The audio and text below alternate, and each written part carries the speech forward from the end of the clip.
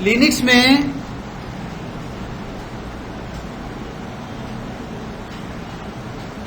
समझ में आ रहा है?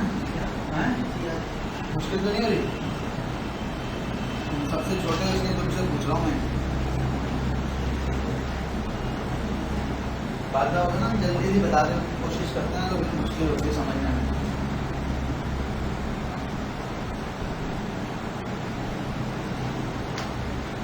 लिनक्स की मशीन को मैं ये चाहता हूं कि वो लिनक्स के ऑथेंटिकेशन सर्वर से ज्वाइन करे। लिनक्स की मशीन लिनक्स के ऑथेंटिकेशन सर्वर से। तो लिनक्स की मशीन तो ये हो गई जिसमें RHEL7 या कोई भी लिनक्स इंस्टॉल है। RHEL7 इंस्टॉल है जैसे हमारे पास है। तो लिनक्स का जो सर्वर होगा उसमें क्या होगा, कौन कौन से ऑप्शन हो सकते हैं? तो पहला ऑप्शन तो मैंने आपको बता दिया कि उसमें RHEL7 ही इंस्टॉल है, लेकिन उसके अंदर एक और पैकेज भी इंस्टॉल है जिसका नाम है OpenLDAP।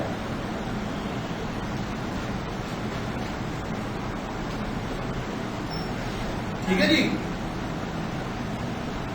अब इसी RHEL7 में एक और चीज भी हो सकती है जिसका नाम है FreeIPA।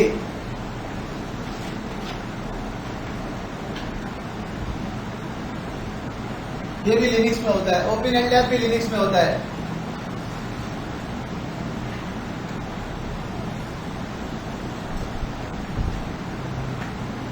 अगर हमें RHEL7 की मशीन को लिनक्स के OpenLDAP का मेंबर बनाना होगा तो हमें क्या करना होगा, यहाँ पे हमें क्या चीज चाहिए होगी वो मुझे अभी आपको बताना है। वो कौन सा पैकेज होगा जो मुझे चाहिए और वो मुझे आपको करके दिखाना है।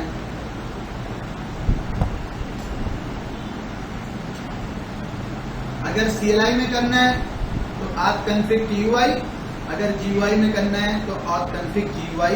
ये दो पैकेज हैं, ये दो कमांड्स हैं जो मेरे पास होनी चाहिए।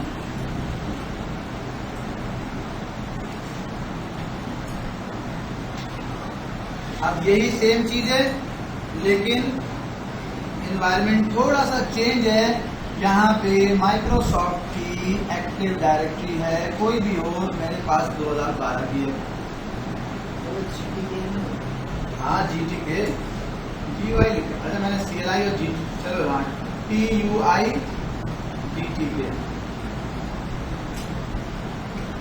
RHEL7 को एक्टिव डायरेक्टरी से कनेक्ट करना है। दो ऑप्शन है लॉगिन करने के, ज्वाइन कराने के। वो दो ऑप्शन कौन कौन से हैं कि आपके पास auth-config भी हो, ये पैकेज भी हो, और आपके पास एक और पैकेज हो जिसका नाम है Samba WinBind। आपके पास एक ऑप्शन ये है और दूसरा ऑप्शन आपके पास ये है कि आपने RealM इंस्टॉल किया और आपने जो है वो SSD इंस्टॉल किया और इन दोनों को इंस्टॉल करके आप जो है वो एक्टिव डायरेक्टरी को ज्वाइन कर लें।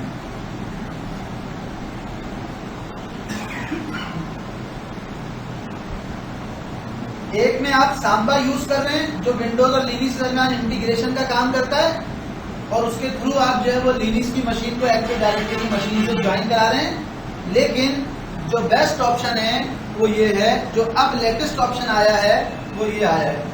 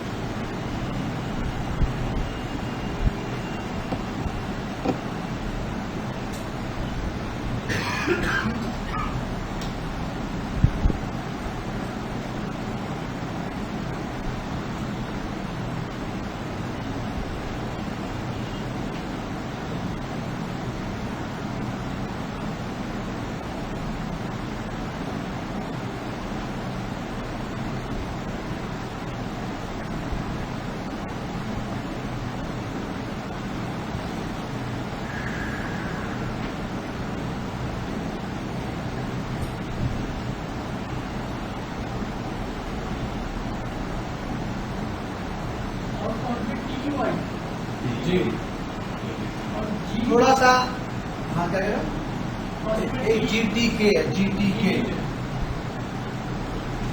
GTK।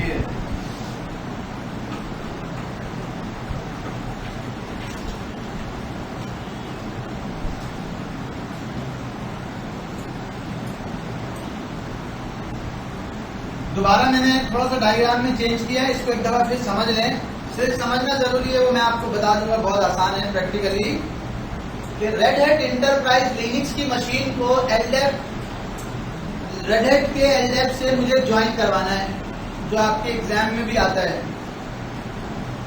अब ज्वाइन कराने के लिए आपके पास जो टूल अवेलेबल है वो कौन से हैं?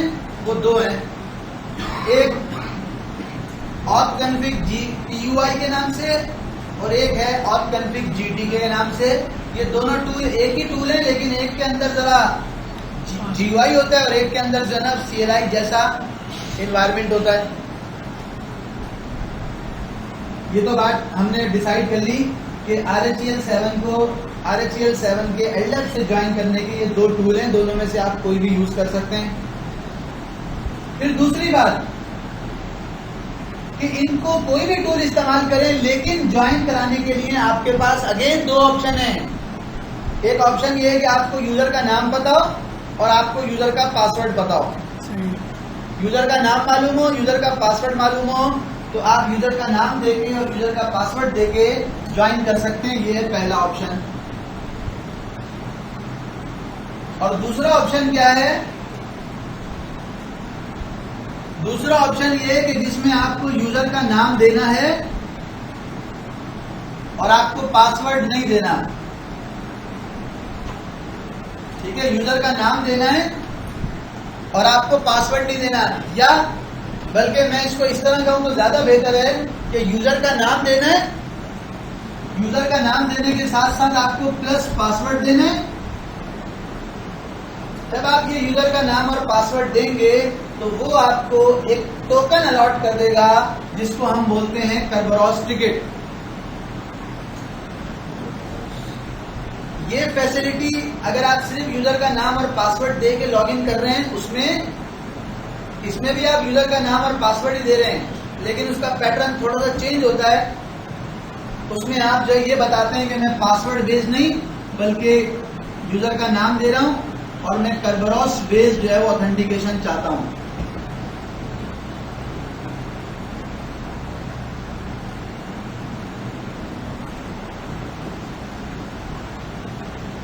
इससे क्या होता है? इससे होता ये है कि अब आपको Kerberos का एक टिकट मिल जाता है, जो आगे चल के आपको जो है वो सिंगल साइन ऑन की फैसिलिटी देता है, SSO।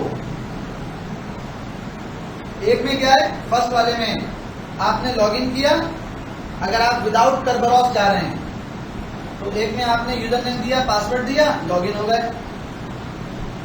फिर आप फाइल सर्वर पे जा रहे हैं, फाइल सर्वर पे एक्सेस करने जा रहे हैं, तो भी आपसे पूछेगा यूजर नेम दो, पासवर्ड दो, आपने फाइल सर्वर को एक्सेस कर लिया। फिर आप अपने किसी और सर्वर को एक्सेस करने जा रहे हैं, फिर वो आपसे कहेगा यूजर नेम दो, पासवर्ड दो, आपने फिर लॉगिन कर दिया, फिर आपको एक्सेस मिल गया। लेकिन अगर आप यही ऑथेंटिकेशन का मैकेनिज्म में Kerberos सिस्टम यूज कर लेते हैं, तो Kerberos सिस्टम का बेनिफिट आपको ये मिलता है कि आपको वन टाइम यूजर नेम देना है, पासवर्ड देना है, और आपको एक टिकट मिल जाएगा, एक टोकन मिल जाएगा, और उस टोकन के आप जब तक लॉगिन रहेंगे, उस टोकन से आप जिस सर्वर को जाके एक्सेस करना चाहें, जिस रिसोर्स को एक्सेस करना चाहें, वो आप कर सकते हैं। जैसा कि माइक्रोसॉफ्ट की एक्टिव डायरेक्टरी के अंदर होता है। तो जो एलडेप है बेसिकली एक होता है प्लेन एलडेप और एक होता है एलडेप प्लस Kerberos। अगर आपको ये मालूम है कि यार मेरे पास मुझे अपने सर्वर को ऑथेंटिकेट कराना है, मेरे पास जो सर्वर है वो प्लेन एलडेप है, प्लेन एलडेप जो सिर्फ मुझे ऑथेंटिकेशन ऑथराइजेशन देता है बस और कुछ नहीं, तो आप इन दोनों में से कोई भी टूल यूज करें, यूजर नेम पासवर्ड वाले मैकेनिज्म से इसको आप लॉगिन कर लें इस पे। लेकिन अगर आपको मालूम है कि मेरे पास RHEL 7 में ऐसा एलडेप चल रहा है कि जिसके साथ Kerberos भी चल रहा है, तो फिर आप जो है वो दोनों में से कोई भी टूल यूज करें, लेकिन आप यूजर नेम पासवर्ड वाला सिस्टम, ये जो ज्वाइन करने का सिस्टम है, उसमें आप जो है वो Kerberos का मेथड यूज करेंगे। उसमें आप पासवर्ड वाला मेथड यूज नहीं करेंगे, बल्कि आप जो मेथड यूज करेंगे वो मेथड होगा Kerberos पासवर्ड की जगह पे। तो उससे क्या बेनिफिट मिलेगा आपको? उससे आपको बेनिफिट ये मिलेगा कि वो आपको सर्वर आपको Kerberos आपको एक टिकट या एक टोकन ग्रांट कर देगा, और उस टोकन से फिर आप अपने बहुत सारे सर्वर्स पे जो आपके नेटवर्क पे होंगे, आप विदाउट ऑथेंटिकेशन जो है वो जा सकते हैं। इसको जो है वो आम सी जबान में कहते हैं सिंगल साइन ऑन। आपने एक दफा लॉगिन किया और आप फिर मल्टीपल सर्वर्स के ऊपर कनेक्ट कर सकते हैं। इसमें एक पॉइंट और भी है कि रेड हैट ने अपने सिस्टम में LDAP की सपोर्ट खत्म कर दी। रेड हैट बोलता है LDAP ना चलाओ। LDAP के साथ Kerberos जो तुम चलाते हो कस्टमाइजेशन करके या अपना इंस्टॉल करके, वो तुम ना चलाओ। रेड हैट ये कहता है कि मैंने अपने पास एक सॉल्यूशन बिल्ट इन कर दिया जिसका नाम है FreeIPA। इसमें यूजर भी बनाने हैं, सारा काम कमांड लाइन करना है, या कोई एक जरा टूल मिल जाएगा जिससे आप मैनेज कर सकते हैं, लेकिन ये वेब बेस्ड मैनेजमेंट है इसकी, और एज कंपेयर टू अदर जो ऑप्शन है उनसे, ये जो ऑप्शन है इनसे बेहतर है। तो रेडिट ने कहा कि आप FreeIPA यूज करें, ठीक है। या एक और चीज भी होती है इसकी जगह पे, उसका नाम है 389 डायरेक्टरी सर्विस।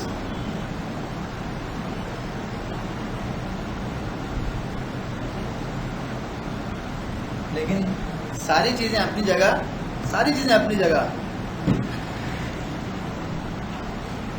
अच्छा, माइक्रोसॉफ्ट को मैंने समझा दिया।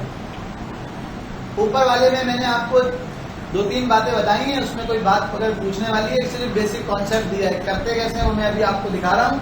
लेकिन इसमें अगर आपको किसी किस्म की इस वाले पोर्शन में कोई बात पूछनी है कॉन्सेप्ट से रिलेटेड, तो वो आप पूछ लें, फिर मैं नीचे वाले की बात करता हूँ।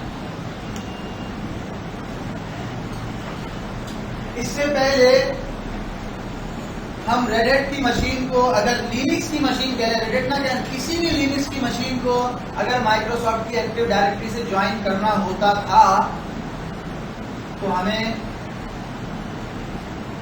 5 फाइलों के अंदर जाके लिखना पड़ता था। अभी मैं गूगल करूं आपके सामने तो 5 ऐसी फाइलों के नाम आएंगे जिसमें बोलेगा इसमें जाओ ये लिखो, इसमें जाओ ये लिखो, इसमें जाओ ये लिखो, इसमें जाओ ये लिखो।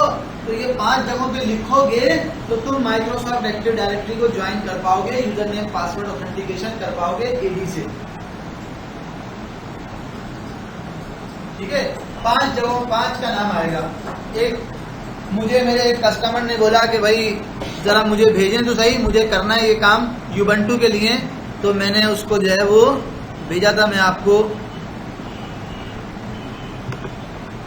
मैंने पॉज किया,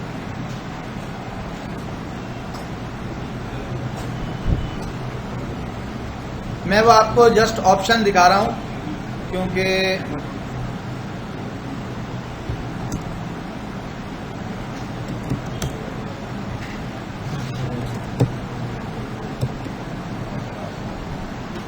मेरे पास पहला वाला ऑप्शन में गया हूं, मेरे पास authconfig TUI मौजूद है लेकिन authconfig GTK मौजूद नहीं है। तो authconfig के इस पैकेज को इंस्टॉल करना पड़ेगा। क्या मेरे सिस्टम में CD है? उसने कहा यस CD है, डिवाइस SR0 आपकी CD है। CD में ही पैकेज होता है, माउंट किया। ये पैकेजेस में पूरा डिस्कस करेंगे कैसे माउंट होता है, क्या होता है। मीडिया पे माउंट किया, यानी कि CD को जो मेरी DVD थी जिसका नाम था डिवाइस SR0, जिसके कंटेंट में देखना चाहता था, तो कंटेंट देखने से पहले मैंने उसको किया या मैप किया इस वाली ड्राइव को इस वाले फोल्डर के साथ। अब जब मैं CD करके मीडिया में जाऊंगा तो मुझे यहाँ पे CD के कंटेंट नजर आएंगे, क्योंकि आपको ये बात मालूम है कि लिनक्स के अंदर जो है ना वो ड्राइव लेटर तो होते नहीं है। तो हम लिनक्स की जो ड्राइव्स होती हैं उनको किसी न किसी फोल्डर के साथ मैप कर लेते हैं ताकि हम जो है वो उसके कंटेंट्स देख सकें, उसको यूज कर सकें। जब CD में आ गया तो यहाँ पे एक फोल्डर है पैकेजेस के नाम का, उसमें आ गया LS। जो मशीन आपके पास है उसमें 95% चांसेस ये होते हैं कि उसमें वो ये सब चीज़ें इंस्टॉल होती हैं। जब आप करते हैं ना लैब सेटअप, तो वो खुद से कर देता है, आपको करने की ज़रूरत नहीं पड़ती। अगर आप फ्रेश मशीन अपने पास इंस्टॉल करेंगे तो उसमें आपको ये काम करना पड़ेगा। मैंने एक पैकेज इंस्टॉल किया यम या सिंपल RPM-I इंस्टॉल करो। कौन सा पैकेज? जिसका नाम है auth-config GTK और उसका पूरा नाम लिखा।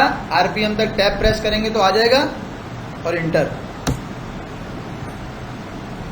उसने इस पैकेज को इंस्टॉल कर दिया। जब ये इंस्टॉल हो गया तो आप जरा देखिएगा, पहले ये नहीं आ रहा था, अब ये आ रहा होगा auth-config GTK।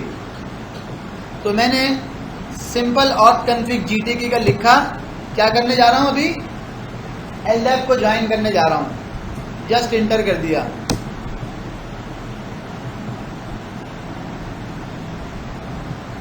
ऑप्शन आया यूजर की अकाउंट की डेटाबेस क्या है, तो यहाँ पर ये सारे ऑप्शन हैं, आपकी मर्जी। इसमें से आप जिस ऑप्शन को सिलेक्ट करना चाहें वो आप कर सकते हैं। कौन कौन से ऑप्शन है? सबसे पहला ऑप्शन है LDAP। क्या आपके पास LDAP है? क्या आपके पास WinBind है? अगर आपके पास सिंपल LDAP है तो आप बोलेंगे मेरे पास सिंपल LDAP है। अगर आपने सिंपल LDAP नहीं बल्कि आपने फ्री IPA लगा रखा है, फ्री IPA, तो आप बोलेंगे हाँ मेरे पास फ्री IPA है। आप उसको यहीं से बता देंगे कि भाई मैं ज्वाइन करना चाहता हूँ सर्वर को जिसके पास LDAP चल रहा है, या जिसके पास फ्री IPA चल रहा है, या जिसके पास क्या चल रहा है, माइक्रोसॉफ्ट की AD चल रहा है। तो auth-config चला के WinBind वाला ऑप्शन सिलेक्ट करेंगे और AD ज्वाइन कर लेंगे। कौन सा ऑप्शन सिलेक्ट करेंगे? ये auth-config चलाया और बोला WinBind। क्यों सिलेक्ट कर रहा हूँ? इसलिए कि मैं चाहता हूँ AD के साथ ज्वाइन करूँ। क्यों सिलेक्ट करूंगा फ्री IPA? इसलिए कि मैं चाहता हूँ AD के फ्री IPA के साथ ज्वाइन करूँ। क्यों ज्वाइन करूंगा LDAP? इसलिए कि मैं चाहता हूँ कि LDAP के साथ ज्वाइन करूँ। और इससे पहले जब ये डायरेक्टरी सर्विसेज नहीं होती थी तो उस वक्त, उस जमाने में एक सिस्टम होता था जिसका नाम होता था NIS, network information services. NIS जो अब बाद में जाके LDAP बना, बाद में जाके फ्री IPA बना, बाद में जाके एक्टिव डायरेक्टरी बना, उससे पहले एक सॉल्यूशन होता था NIS। ये पहला सॉल्यूशन था सेंट्रलाइज्ड उसका NIS। सिंपल फाइलें बनती थी एक सिस्टम पे, वहाँ पे सारे यूजर और सारे ग्रुप्स वहाँ पे होते थे। बस ये एक सिस्टम है, उसके ऊपर रख दिया ये, बाकी सारे यूजर, यानी कि यूजर की ETC passwd में कुछ नहीं होगा। यूजर की ETC passwd में यूजर नहीं बनेगा, जो बनेगा वो लोकल होगा। और सेंट्रलाइज कहाँ बनेगा? ये किसी और सिस्टम में जाके बनेगा, NIS की फाइल में, NIS के डेटाबेस में। ये एक जमाने में NIS चला करता था। आज भी अभी हमारा एक गवर्नमेंट का डिपार्टमेंट है, स्टेटिस्टिक्स का डिपार्टमेंट, वहाँ पे आज भी जो है एक इशू आया था। तो मैं गया था कुछ अर्से पहले, उन्होंने मुझे बुलाया था एक स्टूडेंट के रेफरेंस से, तो सर गवर्नमेंट का वो है तो आप थोड़ा सा हेल्प कर दें। तो वहाँ पे NIS चल रहा था। क्या चल रहा था? NIS चल रहा था। RHEL 4 के ऊपर NIS चल रहा था। जो RHEL सर 12-13 साल पहले, RHEL बल्कि 12-13 साल पहले से भी ज़्यादा, 15 साल पहले जो है वो आया था RHEL 4। बहरहाल NIS एक सिस्टम था, ऑब्सोलीट हो गया, खत्म हो गया।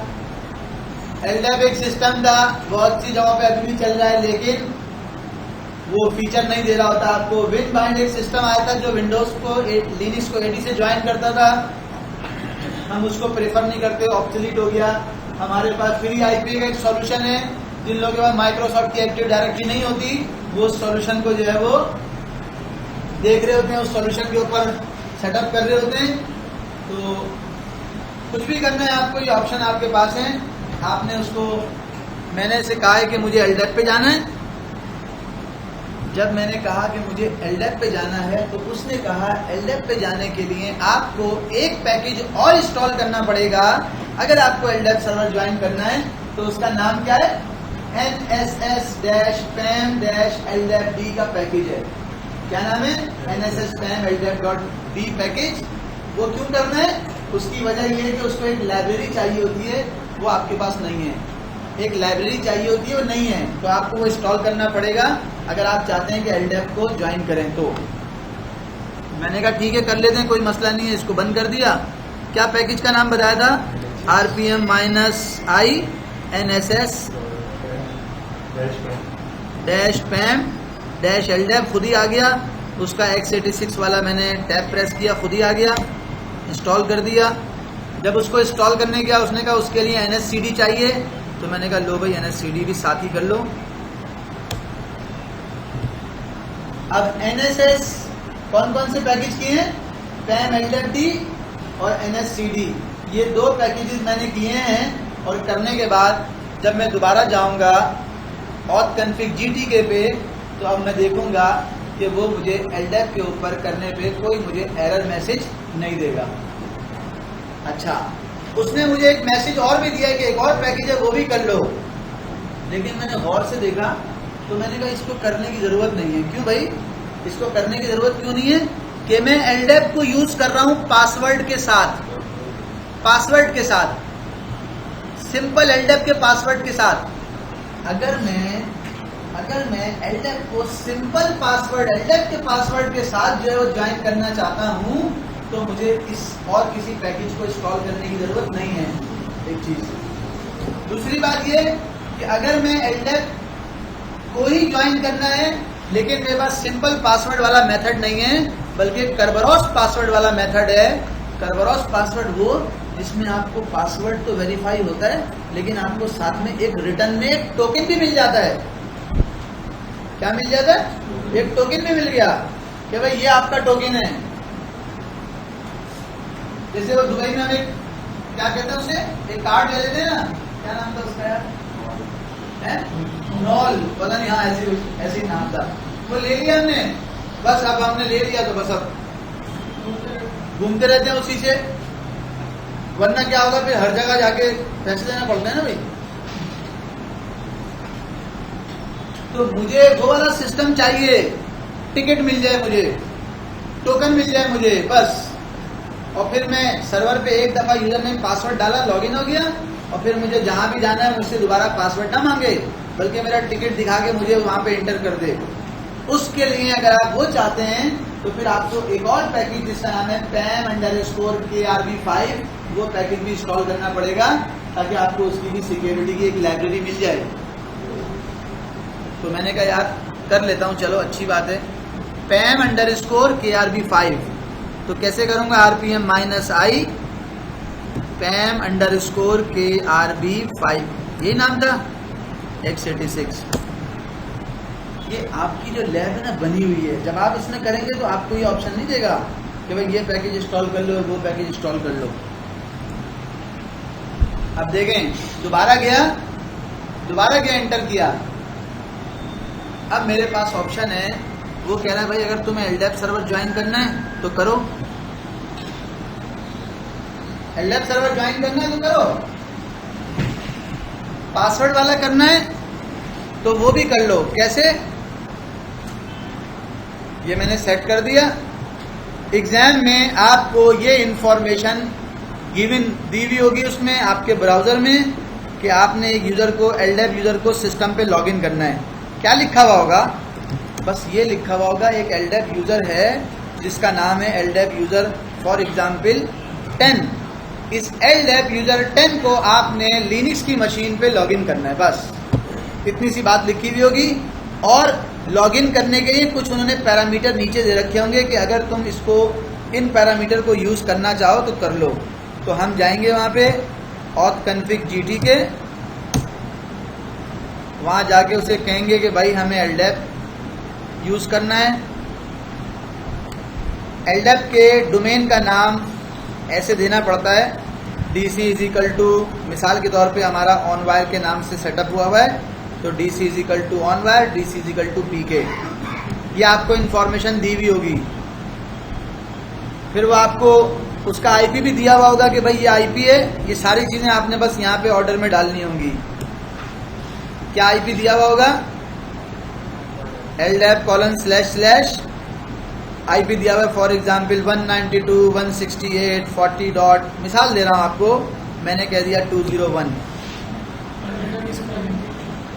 स्पेलिंग सही नहीं है?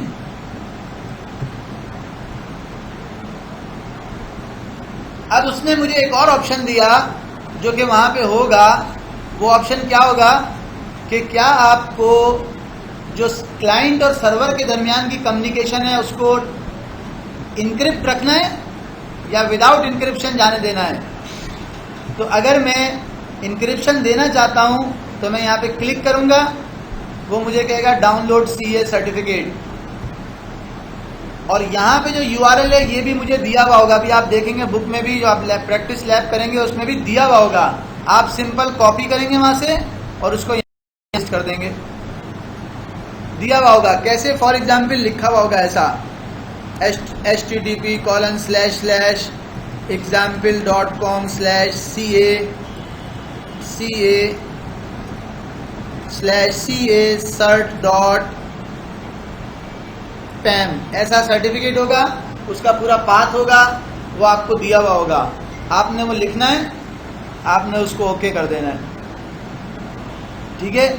मेरे केस में अभी इस वक्त मेरे पास यहाँ पे नहीं है इस मशीन में, तो मैं ज्वाइन नहीं कर रहा, मैं तो आपको दिखा रहा हूँ।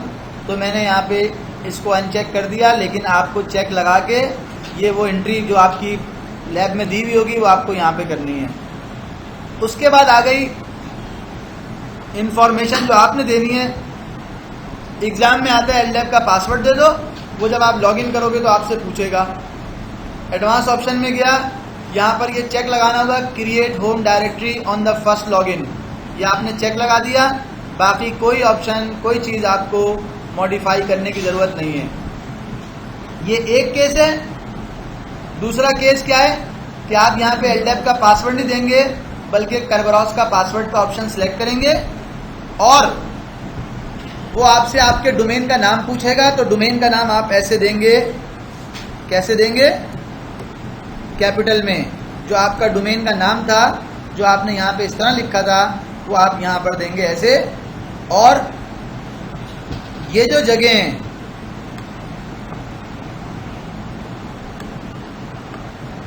मैंने ये चेक हटा दिया, चेक कोई नहीं लगेगा। यहाँ पे हम अपना पूरा सर्वर का नाम देंगे, जो हमारा LDAP सर्वर हो .onwire.pk, उसका पूरा नाम, जो उसका होस्ट नेम होता है, या अगर आपको IP देनी है तो आप उसकी IP भी दे सकते हैं। आपके पास एक जो है वो ये वाला मेथड है। ये वाला मेथड आप हो सकता है कि आपकी प्रैक्टिस लैब में दोनों मेथड हों, ठीक है, लेकिन जो मेथड इस्तेमाल होता है एग्जाम में वो फर्स्ट वाला मेथड होता है कि आपने यूजर नेम और पासवर्ड देना है। सेकंड वाले मेथड में आपको पासवर्ड, LDAP पासवर्ड का ऑप्शन सेलेक्ट नहीं करना पड़ता, बल्कि आप करबरॉस पासवर्ड का ऑप्शन सेलेक्ट करते हैं, रियल एम लगाते हैं। रियल एम जो डोमेन का नाम होता है कैपिटल में, और अपने LDAP सर्वर के नाम, जो टिकट ग्रांटिंग सिस्टम होता है, टिकट ग्रांटिंग सिस्टम, उसका नाम जो है वो आप ऐसे दे देते हैं। कोई कहता है मेरे पास LDAP के 2 सर्वर हैं, प्राइमरी सर्वर भी और मास्टर सर्वर भी और स्लेव सर्वर भी। तो यहाँ पे वो कॉमा लगा के, यहाँ पे वो कॉमा लगा के LDAP://192, या उसका कुछ और है, वो DR पे रखा हुआ है 10.0.0.1, वो ऐसे दे सकता है। बीच में कॉमा लगाया और 2 सर्वर दे दिया आपने। ये आप कर सकते हैं।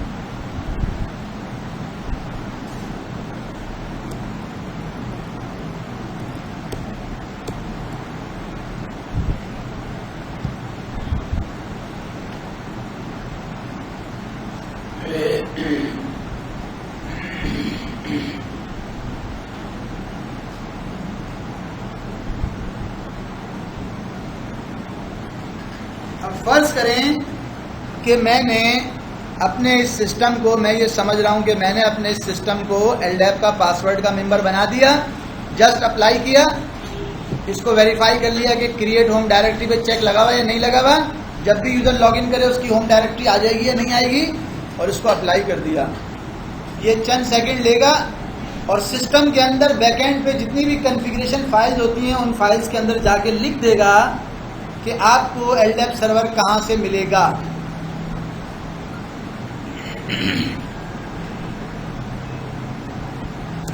लिनक्स की एक बड़ी अच्छी बात है, वो क्या है, ये आगे जाके हम डिस्कस करेंगे, लेकिन मैं अभी आपको बता रहा हूं। मैंने कहा फाइंड करो,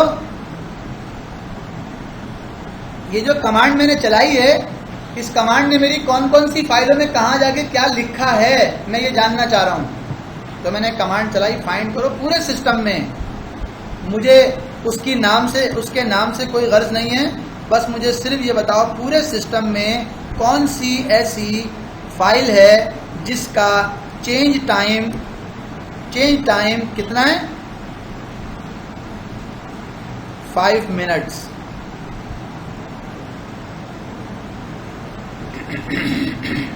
या उसका मॉडिफाइड टाइम है 5 मिनट। अब ये चेंज टाइम और मॉडिफाइड टाइम क्या है मैं अभी आपको, या जिसका मैं इसमें से क्या यूज करूंगा वो बता रहा हूं।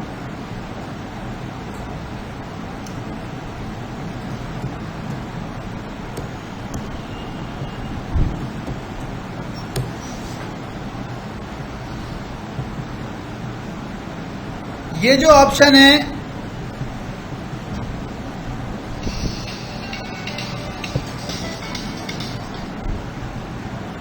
सूटेबल ऑप्शन कौन सा है, इस एक है चेंज टाइम का ऑप्शन, एक है एम टाइम का ऑप्शन, एक है चेंज मिनट का ऑप्शन, एक है एम मिनट का ऑप्शन। मैंने इसमें से जो ऑप्शन यूज किया है वो ये वाला ऑप्शन है। और क्या ऑप्शन है देखिएगा, मैं इसको ये कहना चाह रहा हूं कि यार मुझे फाइंड करके लेके आओ इस सिस्टम से वो तमाम फाइलें जो लास्ट 5 मिनट्स के अंदर जो है वो क्या हुई हैं, मॉडिफाई हुई हैं। तो मैंने जस्ट इंटर किया है और देखते हैं कि क्या रिजल्ट आता है। उसने कहा भाई ये फाइंड तो मैं कर लूंगा, जो मैंने कहा फाइंड कर लो तो मुझे उसकी जो है ना लिस्ट दे देना, स्क्रीन पे प्रिंट कर देना। ये मैंने उसको कहा उसको LSL करके दिखा देना, देखते हैं क्या आता है रिजल्ट। और क्या मैंने कमांड भी फाइंड की सही लिखी है, चेक करते हैं।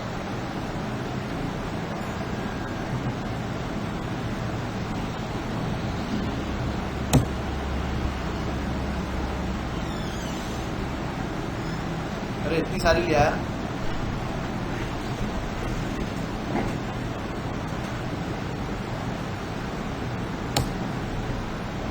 क्या कर रहा है, ये तो आज ही बनी है यार।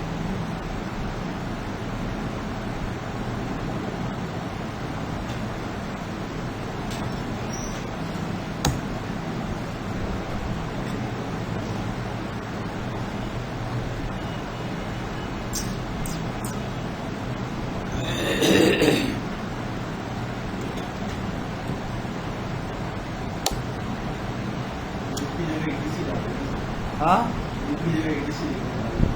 ETC लिख दूँ, हाँ ये भी कर सकता हूँ। और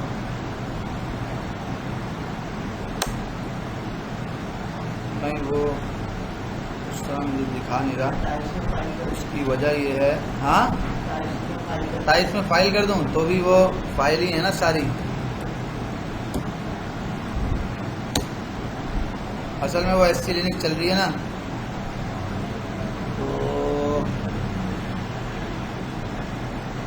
हाँ मैं एक काम कर रहा हूँ जरा देखिएगा। ऐसे भी मैं देख सकता था लेकिन वो मेरी मशीन जो है ना उसमें SC लिनक्स भी चल रही है और वो अभी इंस्टॉल हुई है, तो वो बैकएंड पे बहुत सारी फाइलों के ऊपर उसने काम किया होगा। मैं एक काम कर रहा हूँ और वो क्या कर रहा हूँ, मैंने यहाँ पे लिखा RPM-QL auth config या RPM-QF और लिखा USR के अंदर bin के अंदर auth config -GTK। ये जो प्रोग्राम इंस्टॉल होता है मेरे सिस्टम में, ये कौन से पैकेज से हुआ है, उसने कहा इस पैकेज से हुआ है। तो इस पैकेज की जो कॉन्फ़िगरेशन फाइलें हैं वो मुझे दिखा दो।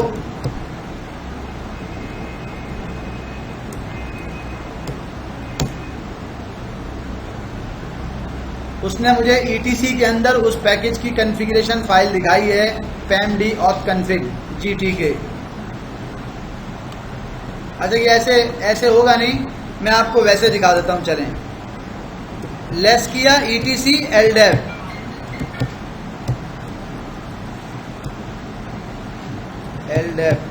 क्या हो गया?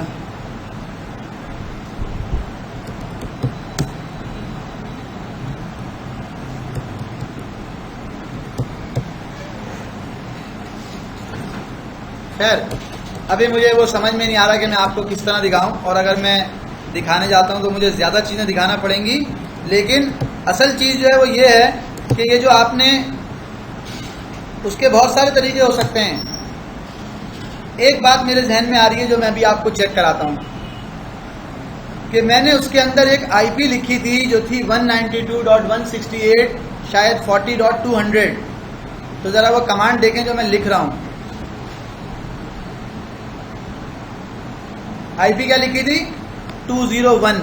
इस IP को मैंने यहाँ से सिलेक्ट किया, इस IP को मैंने यहाँ से सिलेक्ट किया, कंट्रोल C, कैंसिल कर दिया।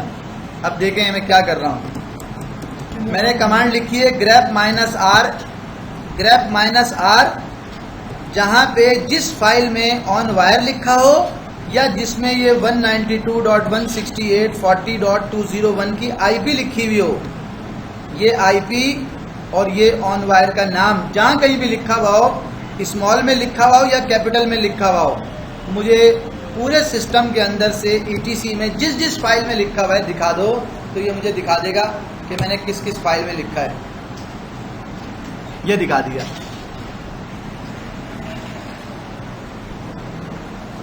पूरे ETC में, पूरी कॉन्फ़िगरेशन के अंदर जहां कहीं भी ये लिखा हुआ होगा वो दिखा देगा। कौन कौन सी फाइल में लिखा है? कह रहे मैंने ETC kerberos.krb5.conf में ये सारी एंट्रीज की हैं, खोल के देखना चाहो तो देख सकते हो। मैंने ETC ओपन LDAP में ldap.conf में ये एंट्री की है, देखना चाहो तो देख सकते हो। और मैंने NSLCD के अंदर ये एंट्री की है, देखना चाहो तो आप देख सकते हो। ये वो एंट्रीज हैं जो मैंने की हैं, और कहाँ पे की हैं ये आप देख सकते हैं। वो बीच में चूंकि हमारे सिस्टम में एक यूज़र बना हुआ है ऑन वायर के नाम से, वो भी नज़र आ रहा था, तो इसलिए जो है वो अब ज़रा फिर एक दफ़ा देखते हैं। अब बिल्कुल सही आ जाएगी कमांड।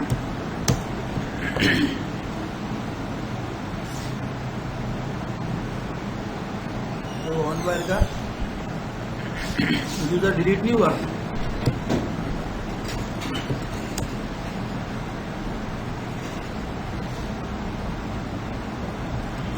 एक दफा फिर देखें, ग्रुप में शैडो में आ रहा है। आप लिनक्स में कोई भी काम करते हैं, कोई भी काम करते हैं GUI से, वो काम किस फाइल में जाके सेव हो रहा है आप उसको देख सकते हैं। उसके मल्टीपल मेथड्स हैं। एक मेथड मैंने उसमें से आपको ये दिखा दिया कि मेरा ये LDAP सर्वर की IP थी, मेरे ये डोमेन का नाम था, मैंने वो डोमेन का नाम और IP जो है वो जहाँ जहाँ यूज हो रही है वो फाइलों के नाम उसने मुझे दिखा दिए कि ये वो फाइल है जिसमें एंट्री हुई है।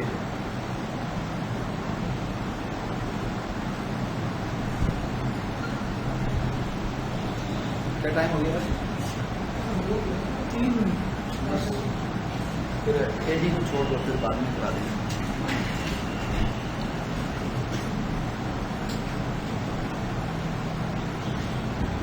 वैसे जस्ट आपको दिखाने के लिए ये मैं आपको प्रैक्टिकली बता दूंगा, करा दूंगा। अगर आपको AD इंस्टॉल करनी है, आपके पास AD मौजूद है, AD अगर आपके पास मौजूद है तो आपको जो स्टेप्स परफॉर्म करने होंगे वो कौन से होंगे? पहला स्टेप क्या है? Set DNS AD IP as a DNS in RHEL 7।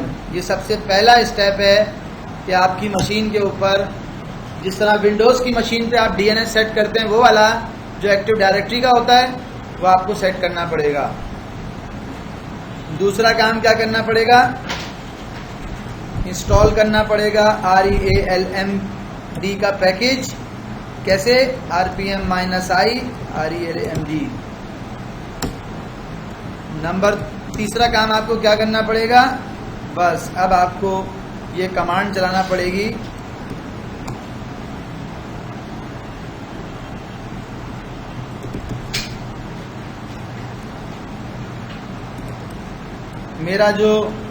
मैं जो AD बनाऊंगा वो onwire.pk के नाम की होगी।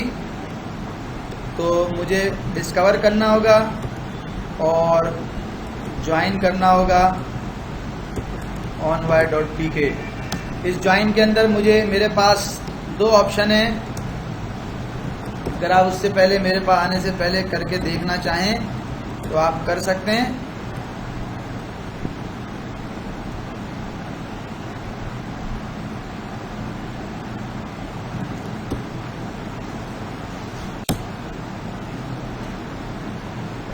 नंबर 4 और नंबर 5 में क्या डिफरेंस है? नंबर 4 में और नंबर 5 में डिफरेंस ये है कि नंबर 4 में अगर आपकी प्रैक्टिस ये है कि आप विंडोज़ की मशीन एक्टिव डायरेक्टरी से ज्वाइन करवाते हुए आप AD का एडमिनिस्ट्रेटर अकाउंट यूज़ करते हैं, तो नंबर 4 वाला ऑप्शन आपने यूज़ करना है। कब? जब आप लिनक्स की या विंडोज़ की मशीन को ज्वाइन करते हुए एक्टिव डायरेक्टरी से उसका एडमिनिस्ट्रेटिव अकाउंट यूज़ करना चाहते हैं। और हमारे यहाँ आमतौर पे एडमिनिस्ट्रेटर का अकाउंट जो है वो एक्टिव डायरेक्टरी के मेंबर्स ज्वाइन करवाने के लिए यूज़ नहीं होता। मैंने अपने IT के लड़कों को, जिनका काम होता है मशीनें इंस्टॉल करना, सेटअप करना, डोमेन ज्वाइन कराना, ये सारे काम जिनका काम होता है, उनको मैंने एक IT सपोर्ट के नाम से यूज़र बना के उसको राइट्स दे के दे रखा है। अगर वो मशीन ज्वाइन कराने आएंगे तो वो क्या लिखेंगे? वो लिखेंगे IT सपोर्ट, और उनको IT सपोर्ट का पासवर्ड भी मालूम होगा। जब वो ये कमांड लिखेंगे वो उनसे पासवर्ड प्रॉम्प्ट करेगा, IT सपोर्ट का पासवर्ड डालेंगे और डोमेन ज्वाइन कर देंगे। एक ऑप्शन ये है। दूसरा ऑप्शन ये है कि जिस मशीन को भी ज्वाइन करना है और उस मशीन के ऊपर कौन सा यूजर बैठेगा, उसके यूजर नेम पासवर्ड से भी डोमेन ज्वाइन करने का ऑप्शन कुछ जगहों पे इनेबल होता है। और अगर आप यूजर नहीं डालेंगे तो इट मीन्स के आप एडमिनिस्ट्रेटिव अकाउंट यूज करना चाहते हैं। बस ये आपका सिंपल सा प्रोसेस है जिसमें आप एक्टिव डायरेक्टरी की मशीन के ऊपर रेडिट की मशीन को ज्वाइन कराते हैं। ये अभी मेरे पास टाइम नहीं है, मैं आपको दिखाऊंगा, करके दिखाऊंगा। आप पहले कोशिश कीजिएगा, अगर आपसे हो जाए तो बहुत अच्छी बात है, और अगर कोई वो प्रॉब्लम नहीं आएगी। अगर आपने पहला वाला काम बिल्कुल सही किया तो कोई प्रॉब्लम नहीं आएगी। पहले वाले काम को वेरीफाई किस तरह करेंगे? मैं ऐसे वेरीफाई करूंगा, पिंग करो मेरे dc1.onwire.pk को पिंग करो। अब वो पिंग हो रहा होगा। ये dc1.onwire.pk मेरी विंडोज़ की मशीन का IP होगा। अगर ये पिंग हो रहा होगा इट मीन्स के मेरा DNS होस्ट नेम रिजॉल्व हो रहा है।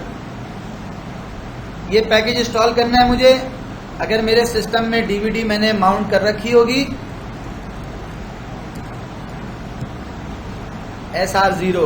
SR0 आमतौर पे लिनक्स के अंदर DVD होती है। अगर आपने वो माउंट कर रखी होगी इस कमांड से तो वो तो आप इजीली जो है वो उसको एक्सेस कर लेंगे। ठीक है। और एक चीज़ और जो इसमें मैं नंबर 6 करके लिख के फिर आपसे इजाज़त चाहूँगा। नंबर 6 वो क्या है? मैं ये चाहता हूँ कि ये जो लिनक्स की मशीन है ना, इसके ऊपर सिर्फ और सिर्फ कामरान लॉगिन हो। बस सिर्फ कामरान को ये राइट्स हैं, डोमेन के यूज़र कामरान को ये राइट्स हैं कि वो इस मशीन के ऊपर ज्वाइन कर सके। तो मैं क्या करूँगा, मैं उसको कहूंगा परमिशन दो, किसको? सिर्फ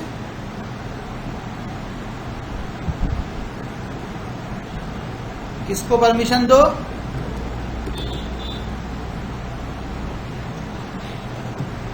पहला ऑप्शन। दूसरा ऑप्शन,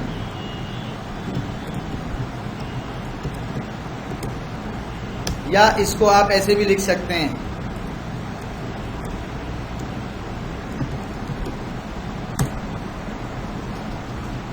और आप ऐसे भी लिख सकते हैं, इसको भी दो, नौमान को भी दो। ये क्या है? ये वो परमिशन है। कौन सी परमिशन है? विंडोज में ऐसा ऑप्शन होता नहीं कि हम बोलते हैं कि भाई इस सिस्टम पे सिर्फ ये 2 यूजर लॉगिन हो सकते हैं। मशीन का नाम बता देते हैं ना। हाँ, तो इस मशीन के ऊपर मैं एक एग्जाम्पल देके अपनी बात खत्म कर रहा हूँ। मेरे पास मेरे क्लाइंट की कॉल आई जो कि एडी से अपने तमाम लिनक्स के सर्वर एप्लीकेशन सर्वर ऑथेंटिकेट कराते हैं। यार मेरा यूजर लॉगिन नहीं हो रहा है मेरे इस एप्लीकेशन सर्वर पे। तो मैंने कहा कि यार कभी किया? बोला हाँ करता रहता हूँ ये, तो मैं जिस सर्वर पे चाहूँ कर लूँ ये अकाउंट में अपना यूज। मैंने कहा अच्छा। तो मैंने कहा इसका पासवर्ड तो चेंज वो मतलब एक्सपायर नहीं हो गया, अकाउंट तो लॉक नहीं हो गया? बोला नहीं हुआ भाई तैयब भाई, ये देखो ये मशीन है प्रोडक्शन की, ये फलानी मशीन है, मैं इसके ऊपर लॉगिन करके दिखाता हूँ आपको भी, देखो आप सिर्फ रिमोटली। मैंने देखा वो वाकई लॉगिन कर गया, यूजर नेम डाला, पासवर्ड डाला, एक लिनक्स की मशीन पे लॉगिन कर रहा है और दूसरी मशीन के ऊपर लॉगिन नहीं कर पा रहा और कंप्लेन कर रहा है। तो मैंने क्या किया? मैंने कहा इससे पहले तुम इस मशीन पे कभी लॉगिन हुए थे? बोला होता रहता हूँ। तो मैंने कहा तुम्हें परमिशन ही नहीं, तुम कैसे होते रहते हो?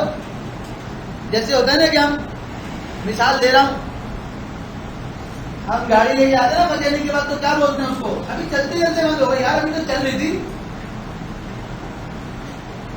इस तरह की वर्डिंग इस्तेमाल करते हैं ना।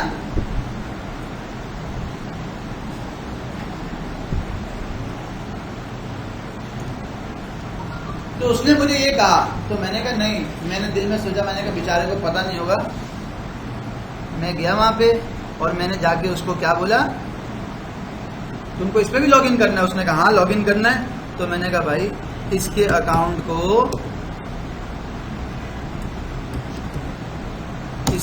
को भी अलाउ कर दो कि वो लॉगिन कर सके, इसके ऊपर परमिशन दे दो, इस मशीन के ऊपर ये अकाउंट भी, ये डोमेन जो भी था उसका, वो भी लॉगिन कर सके।